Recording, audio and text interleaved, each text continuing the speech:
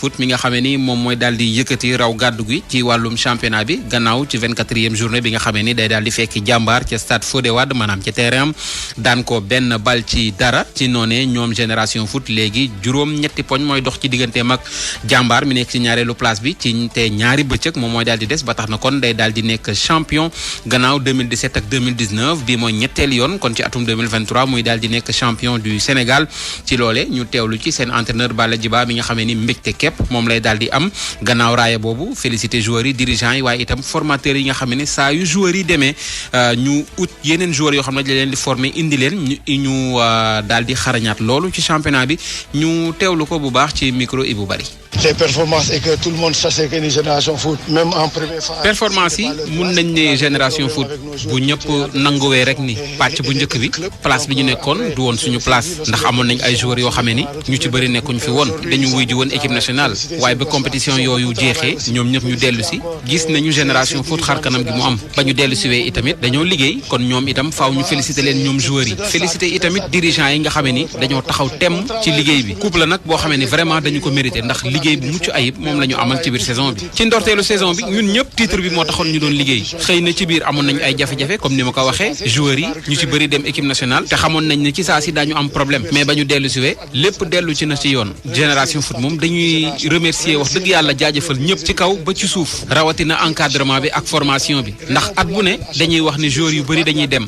waaye saa su ne itamit dinañ gis ñi nga xam ne ñoom leen di wuutu te ñooñu liggéey bu baax lu ñuy amal ci terrain bi waaye li ko waral encore une fois mooy formation bi. à ces formateurs qui à chaque fois si tout le monde part ils nous sortent encore de bons produits. mu doonoon Balla Djiba kon gannaaw raaya bi nga xam ne yëkkati nañu ko gannaaw ndam gi ñu am ci kaw jàmbaar benn bal ci dara ñoom waa jàmbaar sax seen entraîneur itamit di Bruno Roar daal dinay yëkkati kàddu xam li wala bokk nangu ne génération foot at bi moom dafa daal di xarañ loolu ba tax na toppoon ko day xaw a jafe waaye itamit moom Bruno Roar ma ngay daal di wax ni ndaw yi mu am ay ndaw yu xarañ lañ te daanu gën a mën a dellu si waat ak yeneen i xar kanam goog ci biir championnat ñu teewlu ko moom Bruno Roar itam ci micro Ibou Bari.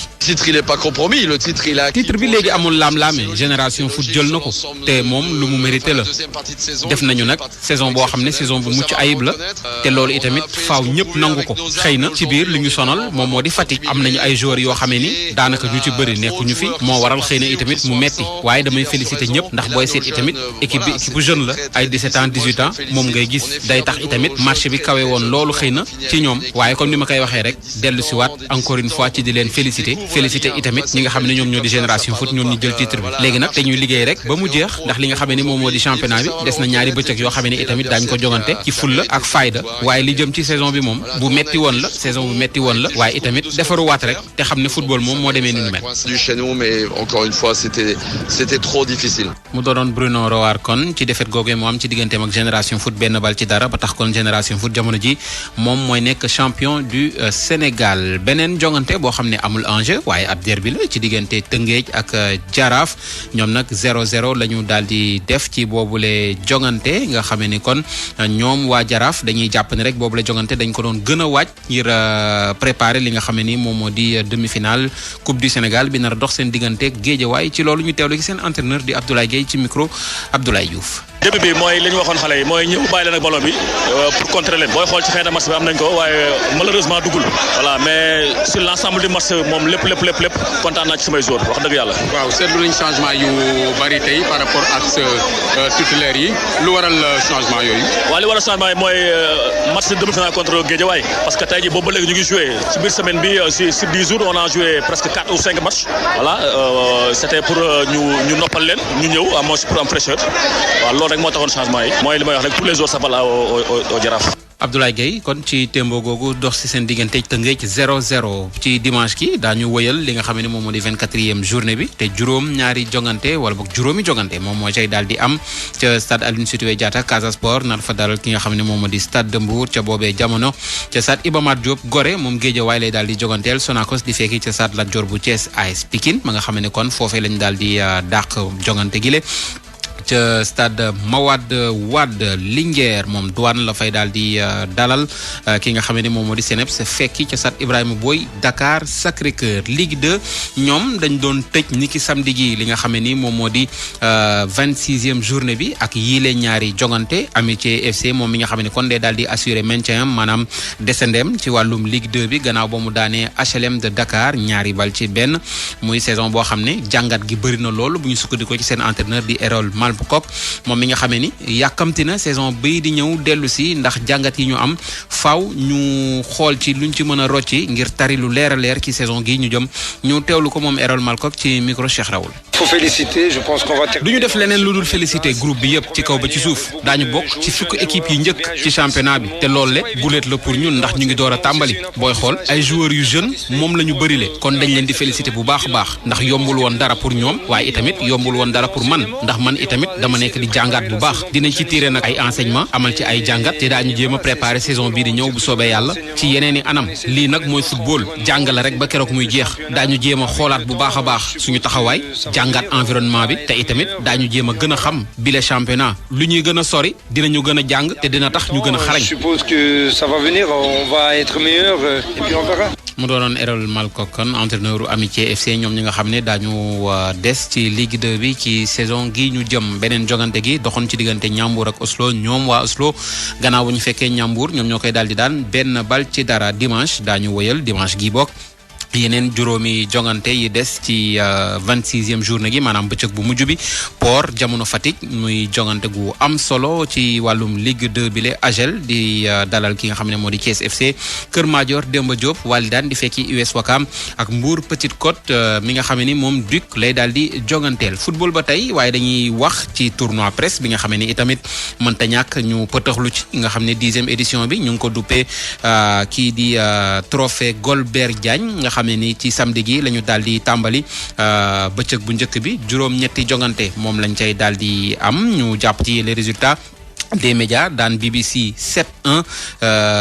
li nga xam ne moo di Dakar Actu mook Soleil dañoo témboo ku ci nekk dugal ñaari but Presse Afrique daan APS ñeenti bal ci benn Excaf témboo moom it ci digganteem ak Trade ku ci nekk dugal ñaari but témboo naka noonu ci diggante Sénégal 7 ak CNM ku ci nekk dugal ñetti but Leral TV daan 2STV ñaari bal ci dara ak Groupe Futur Média mi nga xam ne moom ñeenti bal ci dara lay daal di daan Walf TV football ca bitim réew bi la yoon la ñuy daal di jubali ba tey sax ci coowal Sadio Mané ndaxam dana jóge Bayern Munich wala du fa jóge waaye nag tey wala bokk samedi gi ak leeral daal dina cay am ci diggante ak entraîneur am di Thomas Tuchel moom mi nga xam ne conférence de presse moom la daal di amaloon wax ci mercato Bayern bi ba mu àgg nag ci Sadio Mané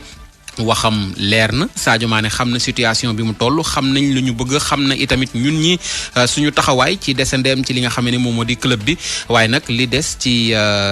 suñu digganteeg moom xëy na du jeexagum léegi ndax xëy na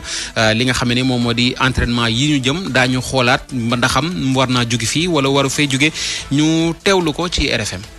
Sadio natürlich, sag mal, hat eine unbefriedigende Saison. Sadio Mané mën naa ne fi ñu ko doon xaar yegg si wu fa performance am baaxul lool waaye itam poste mi football daanaka dafa bari ñoo xam ne ñoo ngi fay football te fi mu toll nii tamit ñooñu le dañoo nekk si forme bu baax loolu moo tax dafay métti ci Sadio Mané lool moom xam na ko moom Sadio xam naa itam xalaatam xam na man tamit li ma bëgg si moom ak itam li nga xam ne moom la club bi décidé am na contrat nag ba 2025 moo tax mu ne dafay toog ngir wéyal loolu noonu respecté nañ li mu bëgg waaye nag lii mooy bés bu njëkk rek ci tàggat bi ñuy amal ngir waajal saison bi mbir yu bari nag mën na see xaw ndax football la. Dinge passiert, aber die Ausgangslage ist keine leichte, aber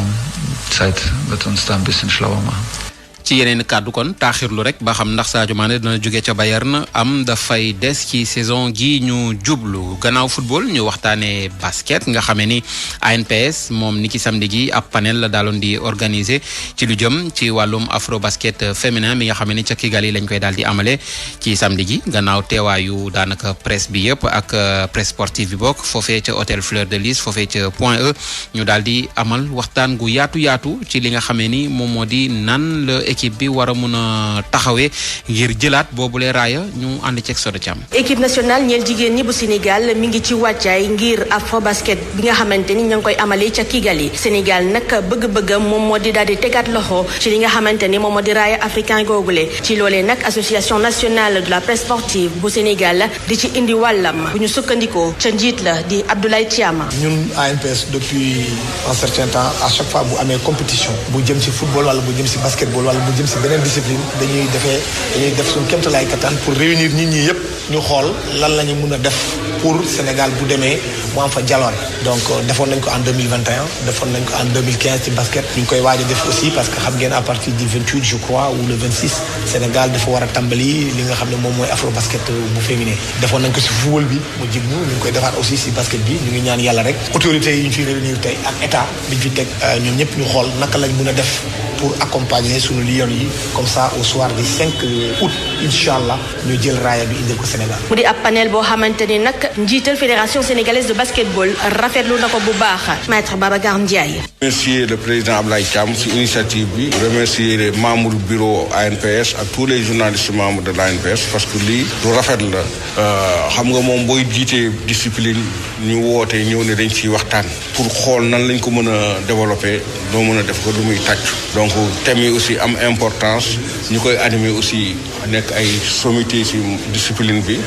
moo tax ma ne bi yoon daal bëggoon naa bu ngeen paree conclusion yi ñu transmettre ko fédération pour ñu étudier ko vraiment pour buñ ci basé wu mettre ko en œuvre pour développer basket. ci ndaje moomee nag gisoon nañ ci teewaayu acteuru basketball bu Sénégal waaye itam ay anciens champions ak ancienne championne d'Afrique bu basketball. Soda Thiam jaajëfal ko bu baax a baax gannaaw moom itam ba mu teewee ci lu ni mel ci boobule panel la ñuy daal di des sax ndax président fédération basketball di maître Babacar Ndiaye mi ngeen teewlu léegi pataxlu na ci beneen i anam ndax moom ci leneen li mu wax moom moo di wàccaayu afro basket bi la Sénégal mu ngi koy amal ci wàccaayu mucc ayib waaye nag dellu si na ci préparation bi programme bi waaye surtout objectif bi nga xamee ni ndaw yi daañu ko amal foofee wala boog am nañu ko pour afro basket bi foofee ca Rwanda ñu teewlu ko moom maître Babacar Ndiaye ci micro Soda Thiam. waaw fi ñu toll presque pare nañ parce que tam boo xoolee bi ñu duggee regroupement aussi yàgg na loolu moo tax ma ne damay remercier aussi état du Sénégal parce que presque def nañ 40 jours de regroupement interne parce que dañu waroon dem États-Unis à partir du 14 donc ñu defaloon benn dossier de regroupement